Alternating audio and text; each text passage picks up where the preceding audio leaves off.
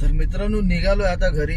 Back to back खूप booking वाजत होत्या. उबर मध्ये पण वाजत होत्या, ओला मध्ये पण वाजत होत्या, पण मी आज जास्त करून उबर मध्येच काम केलं.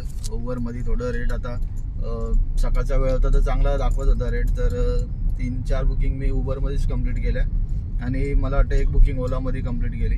तर मित्रांचे सारखे कॉल यायला लागले. मग डोंबिवलीलाच होतो, आता बोललो डोंबिवलीवरून जाऊया आणि मग घरी जातो, जरा रेडी होतो आणि मग जातो मित्रांसोबत तिकडेच.